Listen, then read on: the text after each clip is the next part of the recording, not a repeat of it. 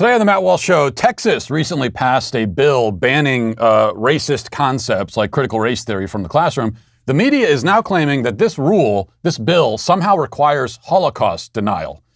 We'll try to figure out what the hell they're talking about today. Also, the Secretary of Transportation, Buttigieg, has been on paternity leave for 2 months, and nobody noticed. What does that say about the necessity of his job? And also, what about paternity leave in the first place? We'll talk about that. And Amazon's new Lord of the Rings series promises to include a cast of racially diverse hobbits. Plus, Joe Biden announces that your 5-year-old will soon be eligible for the COVID vaccine. And a home insurance ad features a young boy in drag. What does that have to do with home insurance exactly? We'll try to figure that out today and much more on the Matt Walsh Show.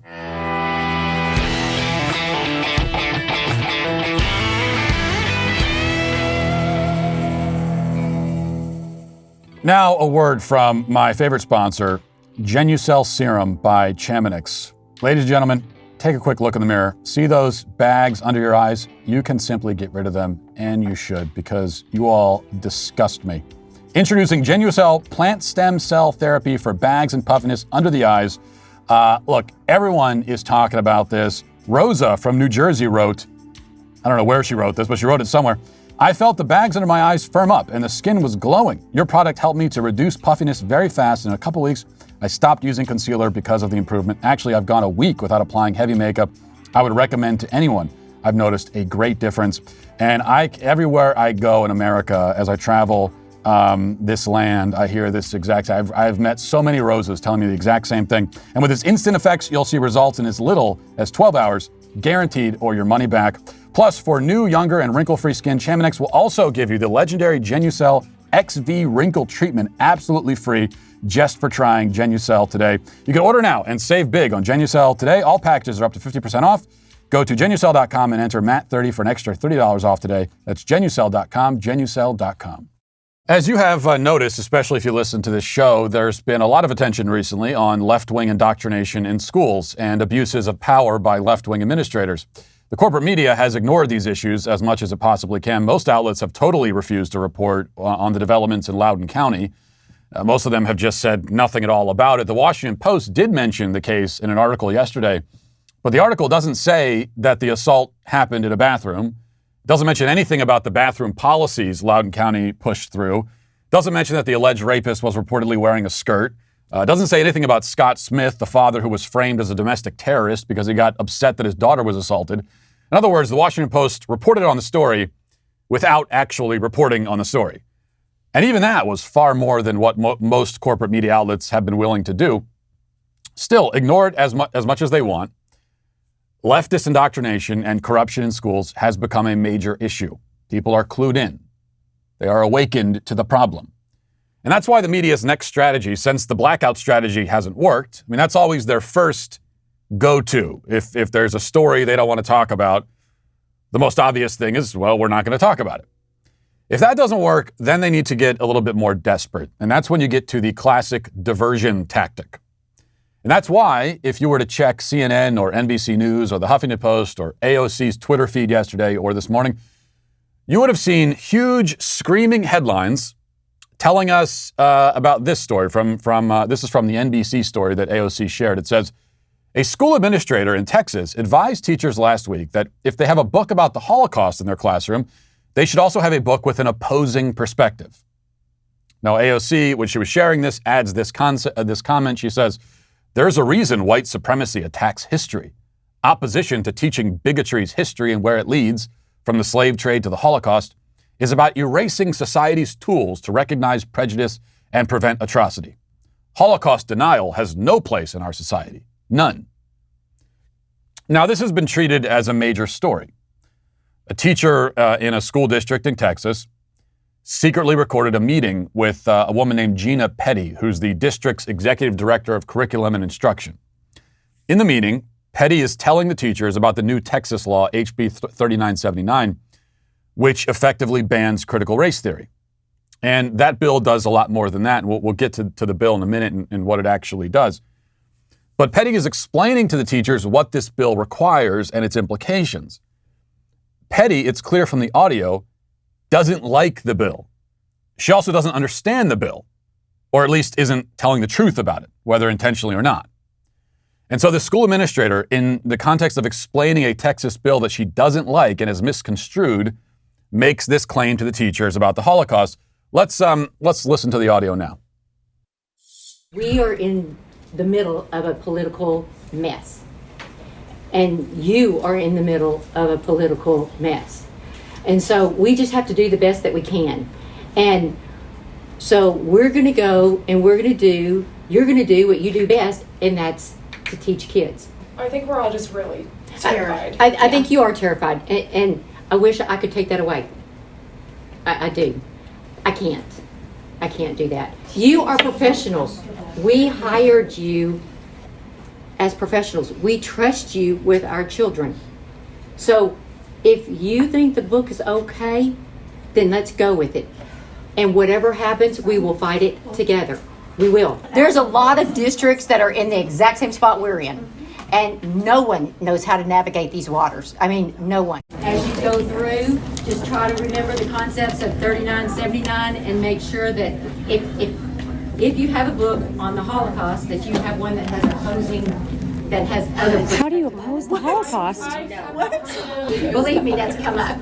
So number the stars, which is you just take out one.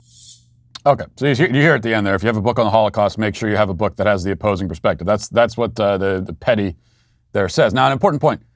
The Texas bill absolutely does not require that schools give opposing perspectives on the Holocaust. It's not what the bill does. That's total nonsense. The story here is that Texas passed a law banning the political and racial indoctrination of children in schools, which would include an effective ban on critical race theory, though that's not the sole focus of the legislation. A school administrator doesn't like the bill and caricatured it to her teachers, thereby misinforming them about what is actually required of them. That's the story, if it's a story at all. But that's not what the media wants us to take from this. They want us to believe that the administrator's interpretation is correct. This bill banning critical race theory actually prevents teachers from talking about the evils of racism at all. In fact, the Huffington Post headline about this bill, when it was passed back in June, said exactly that. Their headline was, "Texas governor signs law to stop teachers from talking about racism." Now, if that was what the bill accomplished, then yeah, I suppose you'd have to talk about the Holocaust objectively, quote unquote, and give two sides to the issue of whether or not Jews should be exterminated. But that's not what the bill says. Here's what it says. I'll read the relevant portion to you. This is what it says. Quote, "For any social studies course in the required curriculum, a teacher may not be compelled to discuss a particular event or widely debated and currently controversial issue of public policy or social affairs. A teacher who chooses to discuss such a topic shall, to the best of the teacher's ability, strive to explore the topic from diverse and contending perspectives without giving deference to any one perspective." Okay, so this is about widely debated current events. Is the Holocaust a widely debated current event? No. The point in this legislation is that if a teacher is going to talk about some kind of controversial current event, say vaccine mandates or gun control or whatever, they should encourage the students to look at it from different perspectives, and they shouldn't force their perspectives on their students. That's all. The media has decided that if teachers can't impose their political views on students, then that means somehow they can't even say the Holocaust was bad. This is what we call a reductio ad absurdum argument. Taking an entirely reasonable idea, like teachers shouldn't bring their political biases into the classroom, and reducing it to an absurdity by claiming that this would somehow entail Holocaust denial. As for the claim that the Texas bill stops teachers from talking about racism, I mean, that's not a reduction to the absurd so much as just a flat-out lie. In fact, the bill specifically instructs schools to teach students about a range of historical subjects and subjects related to civics, including this from the legislation. This is what it says. As something that they're supposed to teach. Quote, "The history of white supremacy, including but not limited to the institution of slavery, the eugenics movement, and the KKK, and the ways in which it is morally wrong." That's in the bill. So, while the media Democrats say that the bill bans teachers from talking about racism, it actually instructs them to talk about it. Right there in plain language. In fact, in that the Huffington Post article that says teachers are banned from talking about racism, they do include the bill itself that you can read, and you just read the bill and it says the opposite of the headline. Not only that, but it bans the practice of racism. in the classroom. So you talk about racism, but you can't actually be racist in the classroom as a teacher. That's what the bill says. Again, from the legislation, it says that teachers shall not, quote, be required to engage in training, orientation, or therapy that presents any form of race or sex stereotyping or blame on the basis of race or sex, or require or make part of a course the concept that one race or sex is inherently superior, or that an individual, by virtue of the individual's race or sex, is inherently racist, sexist, or oppressive. That's again in the bill. This is not a prohibition of the discussion of racism in the classroom. It's a prohibition of racism itself in the classroom. A teacher could talk about racism, but he can't actually be racist or teach racist concepts. So the reality, as always, is exactly the opposite of what the media presents. And this is their real problem with the bill, by the way. The kind of racism just described, casting blame and guilt on the basis of race, that's exactly what the media and Democrats want in the classroom. That's what Alexandria Ocasio-Cortez wants in the classroom and everywhere else in society. And no matter whatever else they say or claim, that's their real problem with it. Now let's get to our 5 headlines.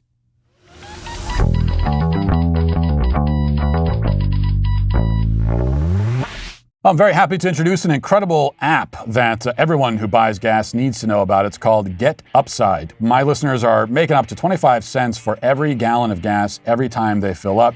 Just download the free Get Upside app in the App Store or Google Play right now. Use promo code Walsh and get a bonus 25 cents per gallon on your first fill up. That's up to 50 cents cash back. Don't pay full price at the pump anymore. Get the cash back using Get Upside. Just download the app for free and use promo code Walsh to get up to 50% per gallon cash back on your first tank. Some people who drive a lot are making as much as $200 to $300 a month in cash back, and there's no catch. The cash back gets added right to your account. This is free money. It's easy to do. Why wouldn't you do it? You can cash out anytime to your bank account, PayPal, or an e-gift card for Amazon and other brands. It really is as simple as that. All you got to do is just download the free Get Upside app and use promo code Walsh to get up to 50 cents per gallon cash back on your first tank. That again is code Walsh at the Get Upside app. I have to acknowledge some big news over on the YouTube channel. We did get to 400,000 subscribers. So it has been. It seems like we just celebrated with I think it was with my tremendous banjo performance 300,000 subscribers not long ago. So the channel is growing fast, and I'm very grateful for that. And I'm very happy about it. And in fact, to acknowledge our 400,000 subscribers, I will now perform a celebratory gesture. Are you ready? Wow, that was exciting. Now, let's move on. And if you're just listening to the audio, you have no idea what you just missed. You'll never know. We'll start with this. This is kind of an interesting case, and I have a few different angles to attack this story from. But we'll start with the Daily Wire report. It says Transportation Secretary Pete Buttigieg has reportedly been on paid leave for months as the U.S. is facing a historic supply chain crisis that is causing pain for Americans throughout the course of their daily lives. Politico reported, quote, while U.S. ports face anchor-to-anchor traffic and Congress nearly melted down over the president's infrastructure bill in recent weeks, the usually omnipresent Transportation Secretary Buttigieg was lying low. They didn't previously announce it, but Buttigieg's office told West Wing Playbook that the secretary has actually been on paid leave since mid-August to spend time with his husband, Chasen, and their 2 newborn babies. A spokesperson for the department told Politico that Buttigieg was mostly offline for the first 4 weeks, except for major agency decisions and matters that could not be delegated. He's been ramping up the activities since then, according to a spokesperson, adding that Buttigieg will continue to take some time over the coming weeks to support his husband and take care of his new children. Senator Marsha Blackburn, right here in Tennessee, slammed Buttigieg in a statement to Breitbart News on Thursday, saying, we're in the middle of a transportation crisis and Pete Buttigieg is sitting at home. Meanwhile, cargo boats are unable to dock and shelves are sitting empty. Pete needs to either get back to work or leave the Department of Transportation. It's time to put American families first. Okay, so This is pretty incredible. We're in the middle of a transportation crisis, and the transportation secretary has been at home since mid-August with no plans of returning. It's been 2 months, and he's saying, well, he's going to start ramping up activities now. Start ramping it up. So he's 2 months into his paternity leave, where he's getting paid to sit at home with no plans of returning yet. And meanwhile, this is a cabinet secretary, someone appointed by the Biden administration, has been off the job since the middle of the middle of August, and nobody even noticed until right now. That's a government job for you. Okay, that is a job, that is a bureaucracy for you, where you can disappear for 2 months and it'll be 8 weeks before anyone says, hey, whatever happened to that guy? Which guy? Oh, Buttigieg, the guy that runs this whole thing. Oh yeah, we haven't really seen him around. Then they give him a call. Oh yeah, guys, I've been here since August. That's the way it works in a bureaucracy. I mean, it can't work that way in the private sector, right? Because you have a job where you actually have to perform a function, and you're needed to do a certain thing. And if you don't do the job, people are going to notice. I'm just a podcast host, for God's sake. But I'm pretty sure that if I didn't show, I don't think I could not show up to work for 2 months and nobody would notice. So he gets 2 months and counting of paid paternity leave. And I think, so there's a couple things that this tells us. First of all, if you are able to disappear from your job for 2 months and nobody notices, then that's a really good indication that your job is not necessary. Okay, if there are jobs in government where we can afford to lose you for 2 months, then that job needs to be gone. We need to eliminate that job. What about paternity leave itself? Okay. Now, as you know, I speak on this subject as a man with 4 kids. So I know of what I speak. And this is one of those issues where you got a lot of childless people who are chiming in, and it's very clear that they're childless because they don't know what they're talking about. So I'll say about paternity leave. First of all, for public employees, you're working for the government, you're on the taxpayer dime. I'm not, I'll be generous. I'm the boss, right? You're the boss. We're the boss. We're the one paying the salaries here. We're supposed to be the bosses. And so as the boss is paying the salary, your salary as a public employee, that comes out of my check. I got to pay for that. And no, I'm not paying for you to sit home for 2 months. I'm not paying for that. I shouldn't have to pay for that. So for public employees, we could be generous and say, fine, you want to take paternity leave for a week? I'll go that far. That's what a generous person I am. 2 months is insane. There should not be anyone on the public taxpayer dime sitting home and not doing their job for 2 months. I mean, you want to sit home and prioritize your family and just be with your family, you're perfectly free to do that. But we got to find someone else. Because the public needs this job to be done, and we can't afford to pay you to not do it. And again, if we don't need this job to be done, so we can afford it, then the job should just be eliminated. Completely. The public either needs that job done or not. And if we need it done, then do it. Even in the private sector, I mean, private companies can come up with whatever paternity leave policies they want. And if you work for a company that will let you stay home on paternity leave for 2 months, then, I mean, God bless you. I guess take advantage of that. But 2 months in general, months of paternity leave it really is absurd. I'm sorry. Again, speaking as a father of 4, I can tell you, okay, there is very little for a father to do in the early stages of a child's life. In the newborn phase, there's not much for a father to do. especially if the mother's breastfeeding.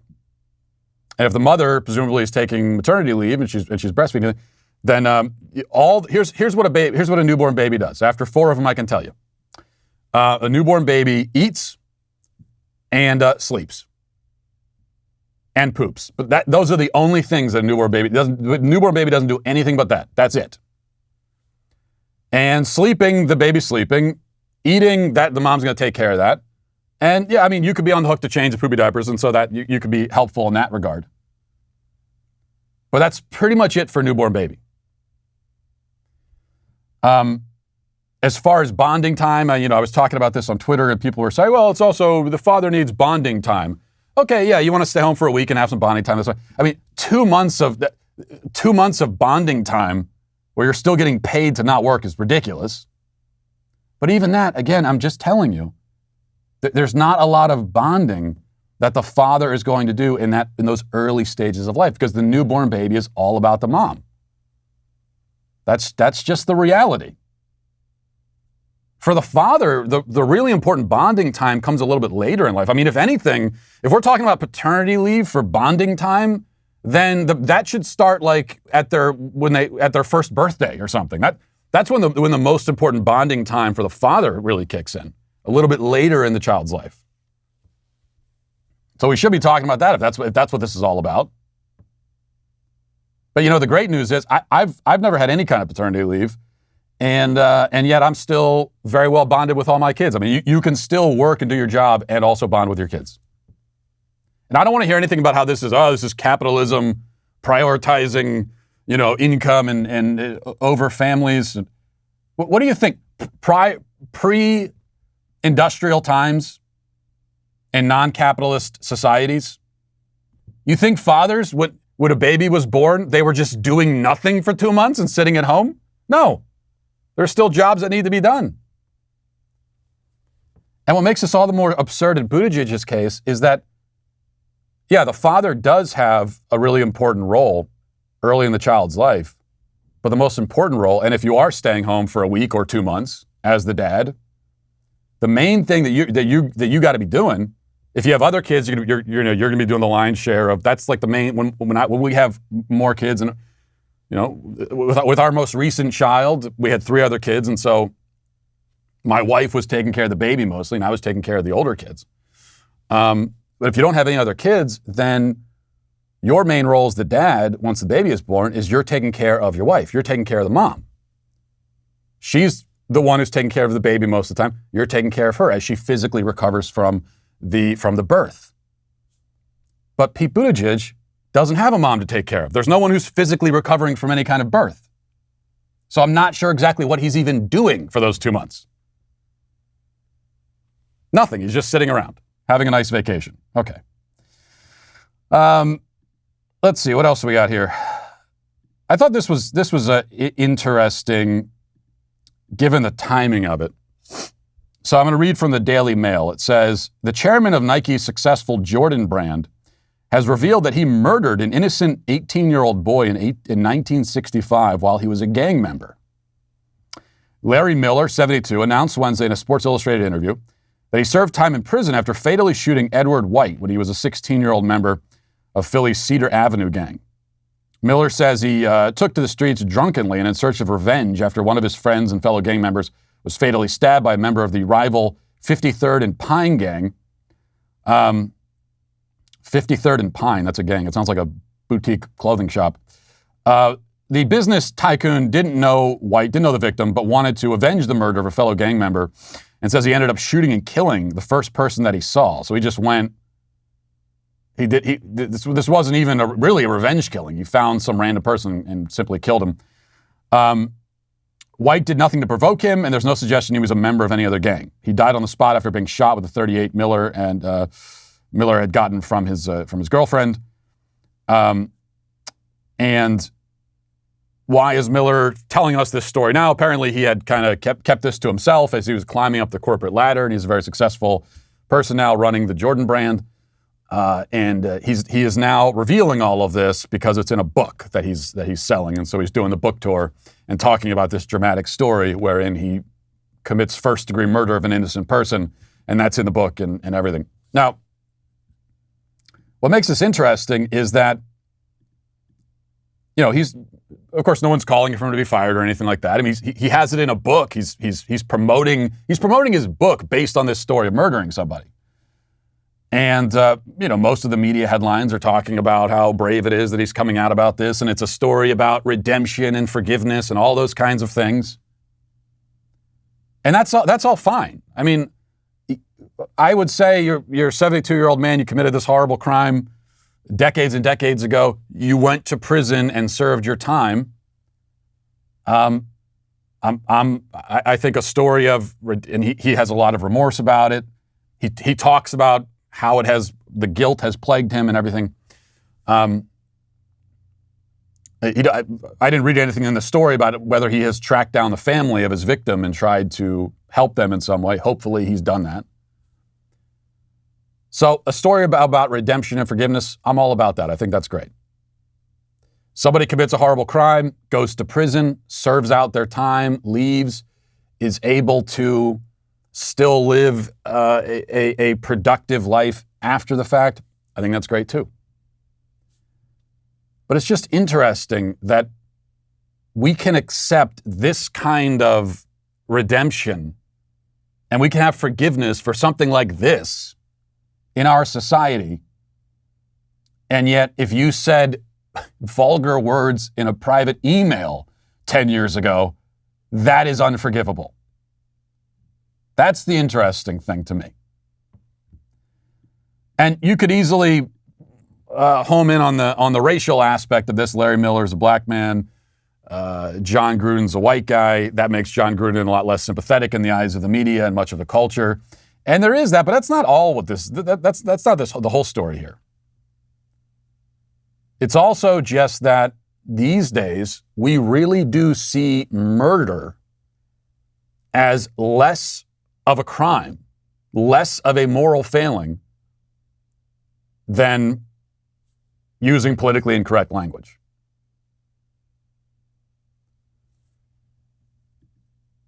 If Larry Miller had revealed his own emails, if rather than having killed someone when he was a teenager, if he had revealed his own, or I guess back then it would have been letters that he'd written, where he used like the F slur for gay people or something like that. If that's what he was revealing, something tells me that people would be much less accepting of his redemption arc in that case, because our priorities are so wildly out of whack. All right, next, this is from the Daily Wire, as the Daily Wire and Luke Rosiak here, investigative journalist, continue to follow this story in Loudoun County. And it's good that we're following the story in Loudoun County because, as we talked about at the top of the show, the media, the corporate media, has no interest whatsoever in this story.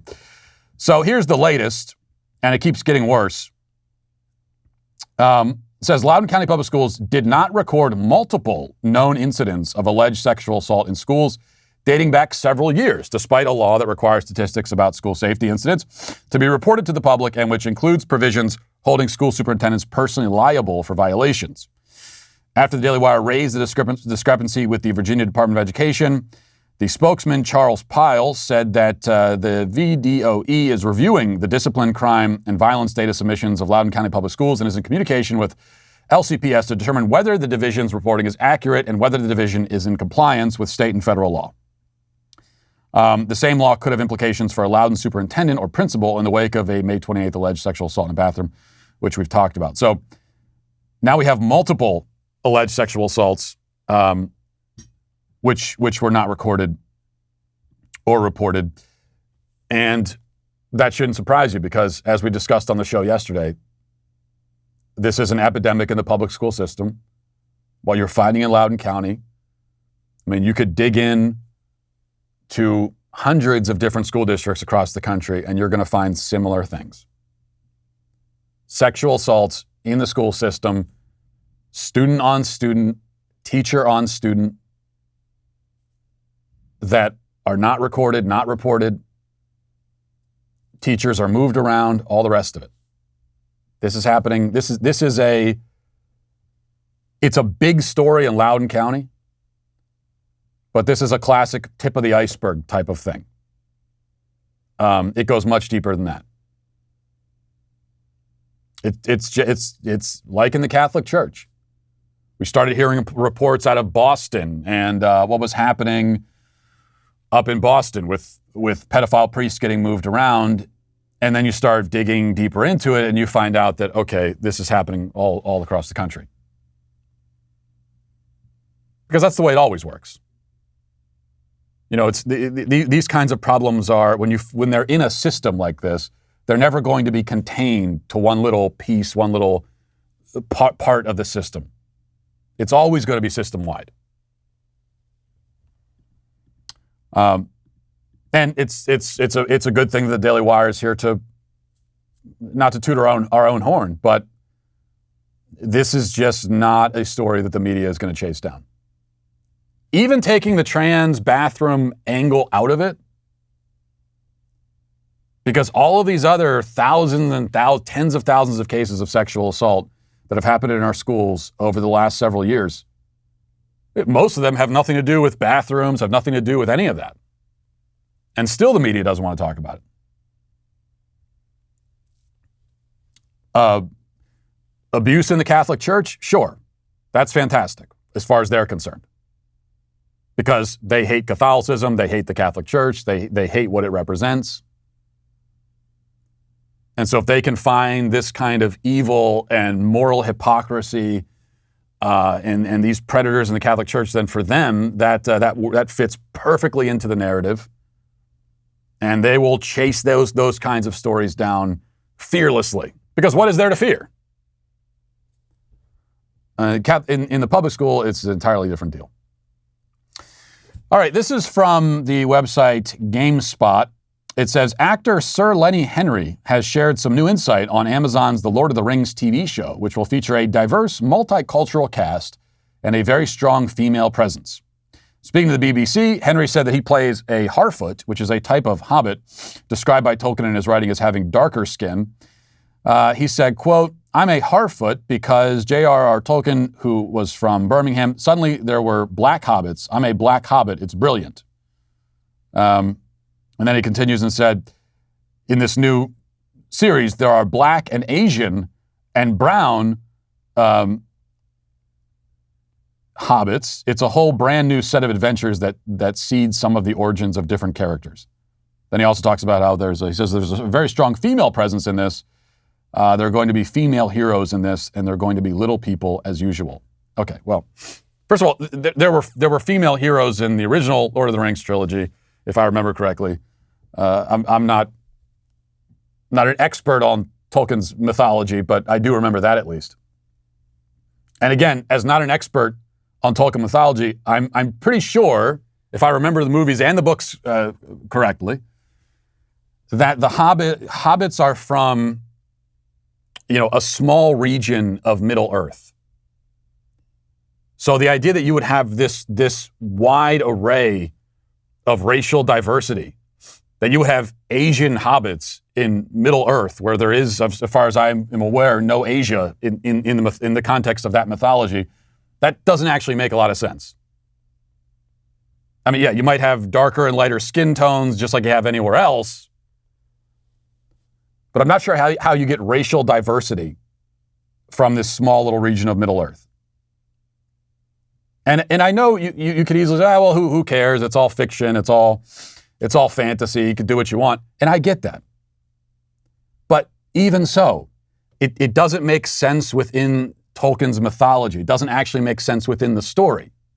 And so why are they doing it? If all they cared about was staying true to the story and telling the story, then you wouldn't have this. They're doing this because there are things that they care more about. There are things they prioritize over the story itself. And one of those things is checking the boxes. So the first priority when they set out to tell this tale about Middle Earth and about this mythological tale, their first priority is not, let's tell a great story, let's stay true to Tolkien's mythology. That's not it. The first priority is, we've got all these boxes for representation, let's check them all off. We got to have X number of female characters. We got to have X number of black characters, Asian characters. Of course, we got to figure out a way to ram some gay characters in here. Can we get a transgender hobbit? I'm sure we can. That becomes the first priority, and then everything else is secondary. And I simply have no tolerance for it. So this show for me is checked off the list. I was actually kind of looking forward to it, but the moment I notice the PC box checking, the moment they do it, I have no tolerance for it anymore. I don't want to see it. Not going to waste my time with it. It's this complete fourth wall breaking moment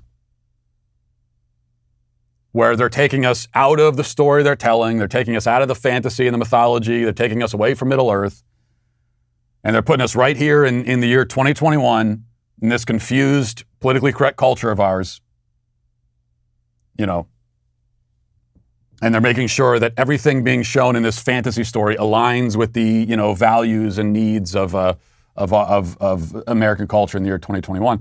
It annihilates the fourth wall, takes you out of the story, and it's what's the point anymore?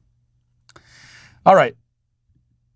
Let's go next to this. Joe Biden had a big announcement about vaccines for children that I suppose as parents we're supposed to be excited about. You can tell me if that's how you feel about it. Here it is. Now, I know parents out there are anxiously waiting for a vaccine for children ages 5 to 11. The good news is the FDA and outside experts from the CDC are set to make its determination as to whether the vaccine will be authorized for that age range in the next few weeks. If authorized, we are ready. We have purchased enough vaccines for all children between the ages of 5 and 11 in the United States. And it'll be convenient for parents to get their children vaccinated at trusted locations, and families will be able to sleep easier at night knowing their kids are protected as well. I mean, I've been sleeping fine at night, except when the kid is in bed with us because he had a nightmare and is kicking me in the face all night. But as far as COVID goes, I've been sleeping perfectly fine. You know, as a parent, if you've been losing any sleep, worried about your kids and COVID, then that's a sign of your own extreme paranoia.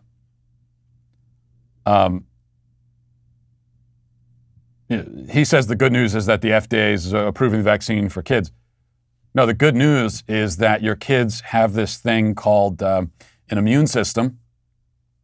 And as it happens, their immune system, and this is not the case for people in older age groups necessarily, but for them, their immune system provides them even better protection than the vaccine does for older age groups.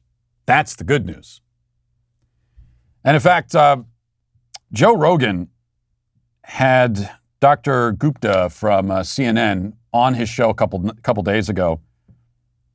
And he was trying to make this point about the vaccines and kids and this kind of natural immunity that kids have, natural immunity in the sense of their natural immune system provides them such profound protection. He was trying to make this point to Gupta, and there's this disconnect that you can see. Let's watch it. Don't you think that even with a breakthrough infection, untreated, you're probably more vulnerable than the average child who is not vaccinated, who gets COVID?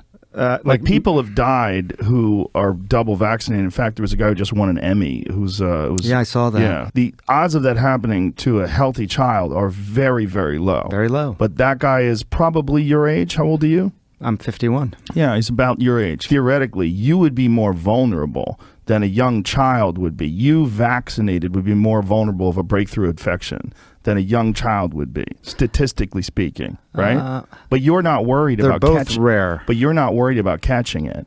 You're not worried about catching it because you've been vaccinated and you think it imparts a certain amount of protection. Mm-hmm. What I'm saying to you is I think that not worry is the same feeling that a lot of people have about their children. They're not worried about their healthy children catching it for the same reason you're not worried about catching it being vaccinated. That if treated correctly, they think that the child probably has a better chance even than you do because you're 51 years old. I think... Does that... I mean, they're both... That seems reasonable, right? Well, I think it's...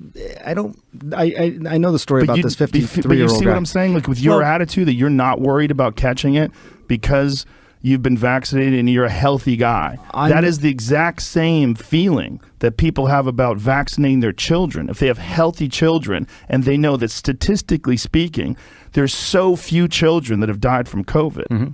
Well, yeah, there are. It's like, I think 500 or so children out of millions and millions and millions of kids that probably have been exposed. Yeah. But it's again, part of it is not defining this in terms of life and death. It's never going to get through. It can't get through. Like, this is not really a risk for kids. Why are we acting like it's a risk?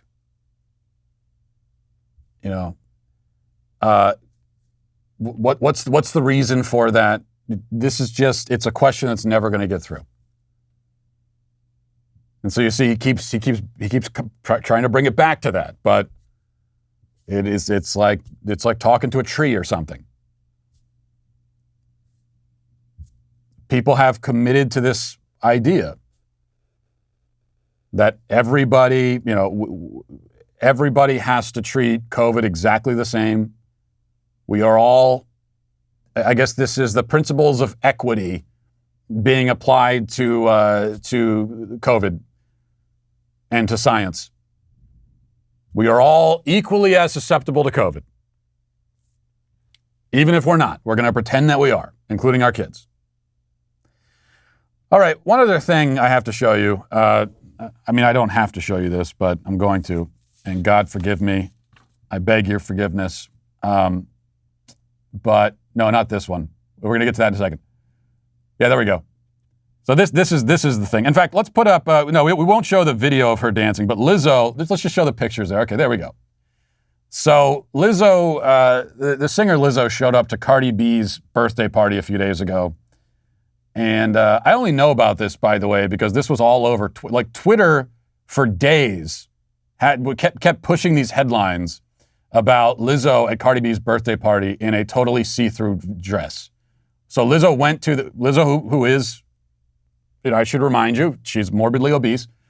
And if you're looking at the picture, I don't need to remind you of that. It's right there in your face. You can quite clearly see it. But a morbidly obese pop singer, she goes to Cardi B's birthday party in a see-through dress and with nothing on underneath. Okay. Twitter really wanted us to see this. And so for days and days, they were pushing this headline out. And of course, the media talking about how beautiful and amazing this is and what a beautiful dress it is. And if you look at some of the reaction on social media, well, a lot of seemingly normal people insisting that, oh, she's gorgeous, this is beautiful. And nobody actually thinks that, right? But we've been convinced to deny so many basic truths that we know deep down to be true, but we have been scolded and yelled at so much that we have been many of us convinced to suppress those truths that we recognize, and that includes basic truths about biological science and everything else. But there's also a truth to beauty. I mean, beauty is not, despite what you're told, in the eye of the beholder. There is an objective quality to beauty. And so you look at, the sun setting over the ocean. That's beautiful. And if anybody were to be standing on that beach with you and looking at this, looking at that sky and the sun setting over the ocean, and they were to say, that's disgusting, ew, ugly. No, this is not a matter of them having a different opinion that's totally valid. They're wrong. I mean, they're probably mentally ill. That would be a sign that someone is mentally ill if they were somehow disgusted by this, what is an objectively beautiful sight. And it goes the other way too. I mean, a morbidly obese woman walking around a see-through dress, that is not a beautiful sight. It simply is not. And if you're saying that it is, you're probably lying, and you know that you're lying, or you're lying and you don't know it. Because society has told you that you're not allowed to recognize. Okay, take the pictures down. Stop showing them. Let's take the pictures off. I think we've seen enough.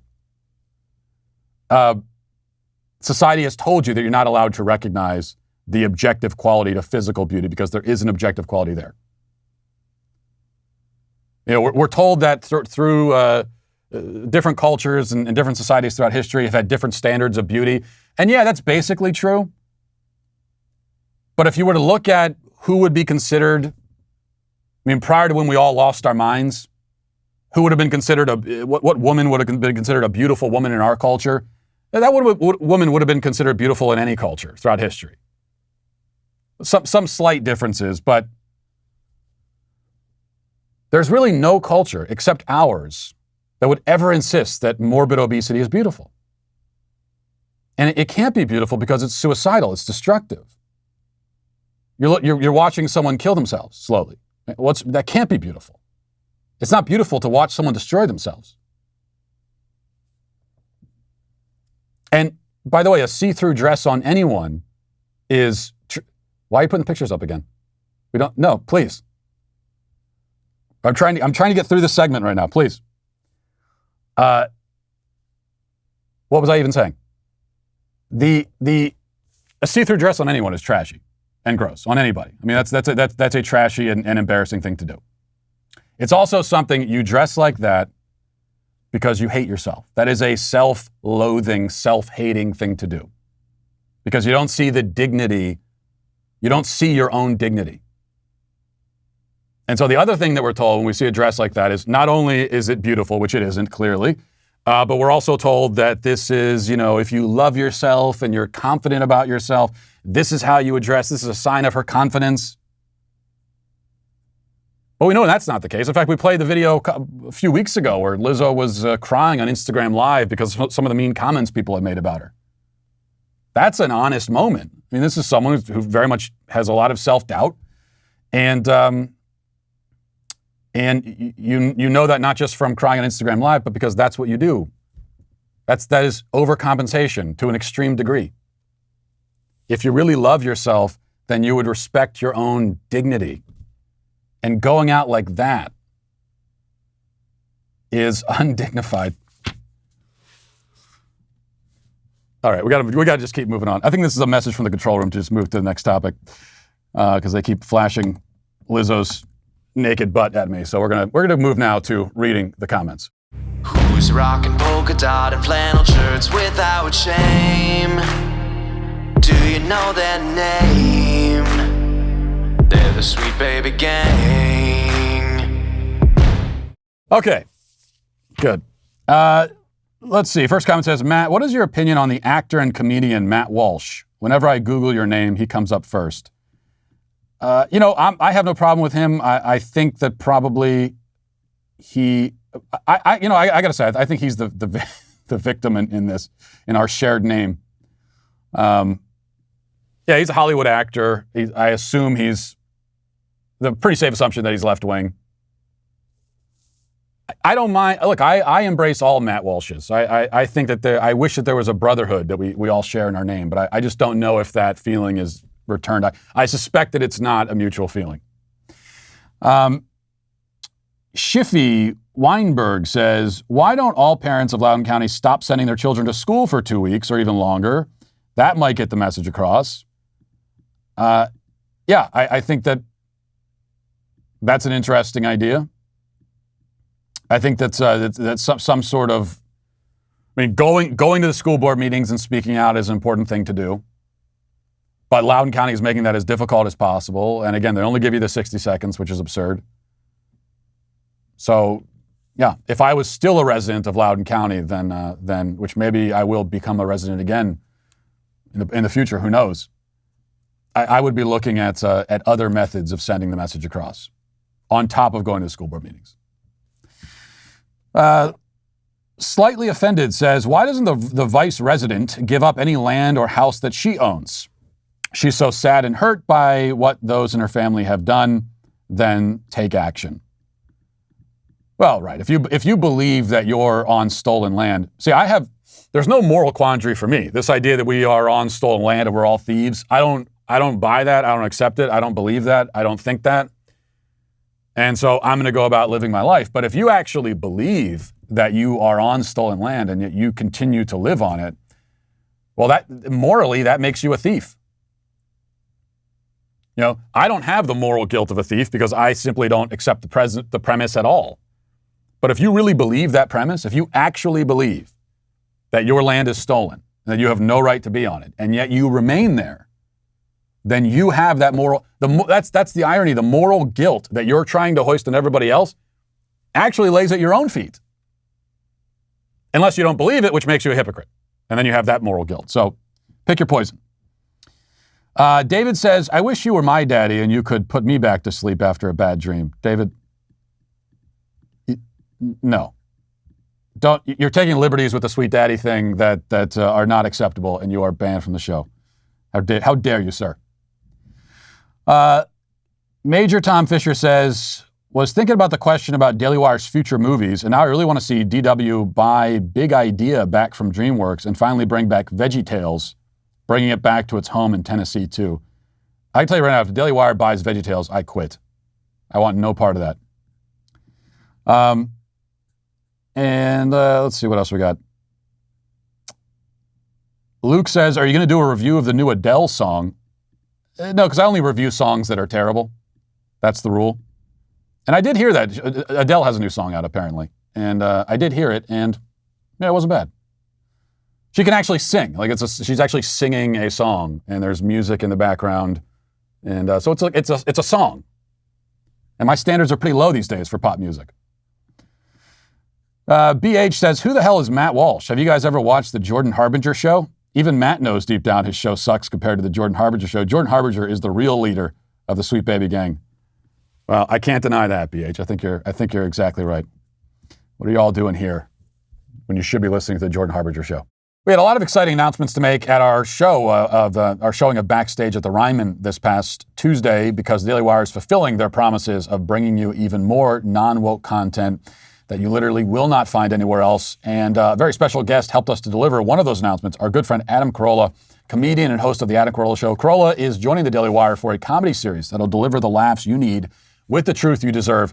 And we can't wait to share the final product with you. The first few episodes will drop in November, with more to come early next year. So there's no better time to join us than right now. Head to dailywire.com/subscribe and enter code 2022 for 25% off your membership. That's dailywire.com/subscribe, code 2022 for 25% off a Daily Wire membership. And you know, it's been an exciting week for the Daily Wire, and this weekend's Sunday special only adds to the excitement. Ben will be joined by none other than Barry Weiss, a brilliant writer, journalist, and now the voice of her own excellent podcast called Honestly. They sit down to make sense of all that's been going on today, and it truly is worth a listen. Go check it out this Sunday at dailywire.com or on Ben's YouTube channel, Ben Shapiro. Daily Wire members get access to special bonus content from Sunday special episodes, so don't miss out. Join Daily Wire today.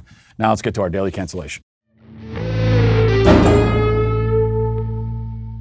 Today, we cancel John Lewis. Not the late congressman, but the UK company which provides home insurance, among other things. The company's been making some headlines, mostly positive headlines, over an inclusive and progressive new advertisement, which features, as so many ads do these days, a young boy cross-dressing. Now, the ad title, we can just play the ad here while I'm talking, so you can see. The ad is titled, Let Life Happen, and it opens with the boy in what appears to be his sister's room, kind of dolled up in girl clothes with makeup smeared all over his face. And he's got jewelry on, and he's got high heels, and the room is completely trashed and torn apart. And there he is there. And then the boy begins dancing through the house, and at one point he's smearing paint on the walls, kicking over lamps, tearing books off the shelves. He knocks over his sister's paints, and he spills them on the carpet. Towards the end, he throws glitter all over the living room. He starts dancing on top of the table. And then you see at one point his mother is looking on with a blank expression. And then the ad ends with the words, Let Life Happen, home insurance. So that's the ad. Now, before we even get to the issue of the boy in the dress, I think there are a number of basic concept problems with this ad.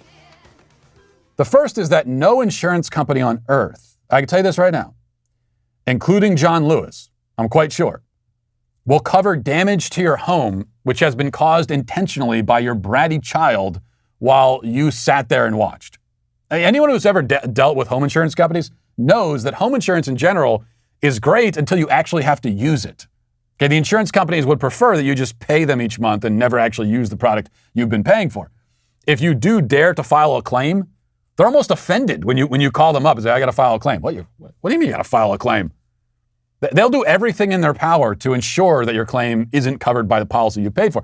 There's almost always some fine print technicality. Like you call and say that you have a burst pipe, and they'll say, well, when did the pipe burst? And you'll say it happened on Tuesday morning, and they'll say, unfortunately, if the pipe burst on Tuesday between 6:15 a.m. and 8:17 a.m., we can't cover it. That was in your policy. It's unfortunately, we just can't. So my point is that they definitely aren't covering the damage done by your out-of-control son during his impromptu drag performance. Even if they say they will, they won't.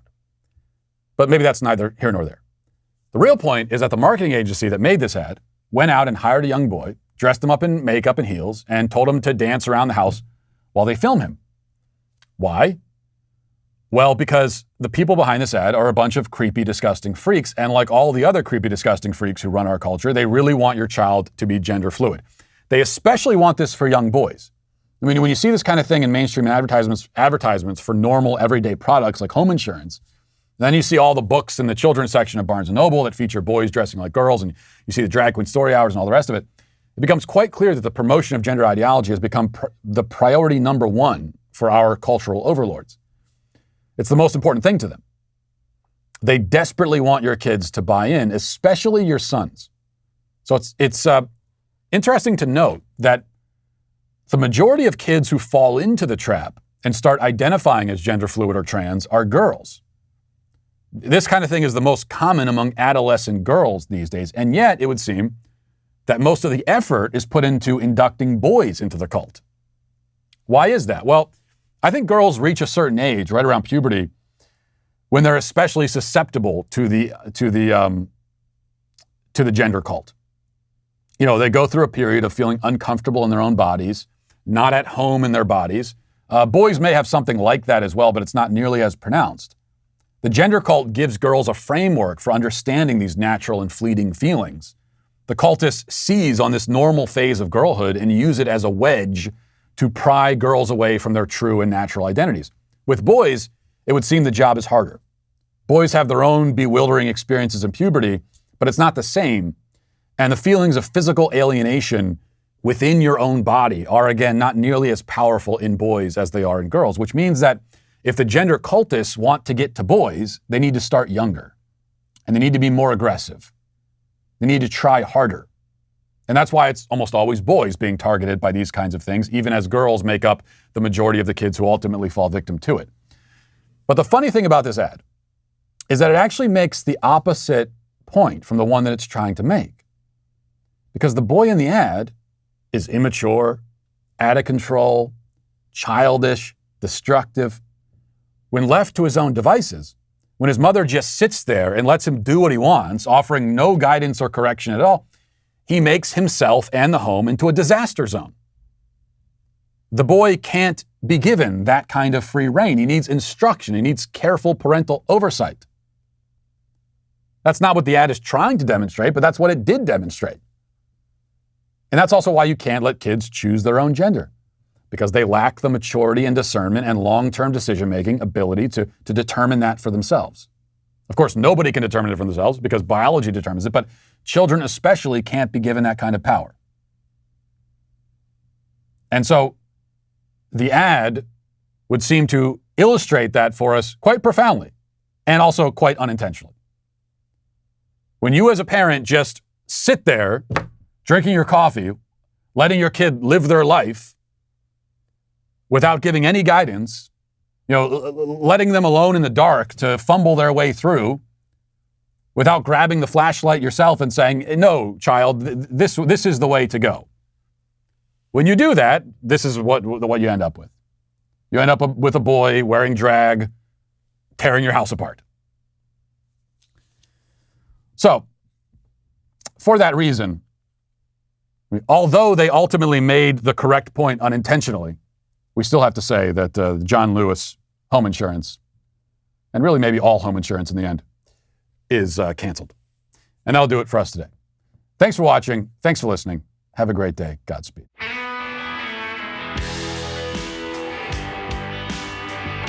The Matt Walsh Show is produced by Sean Hampton, executive producer Jeremy Boring.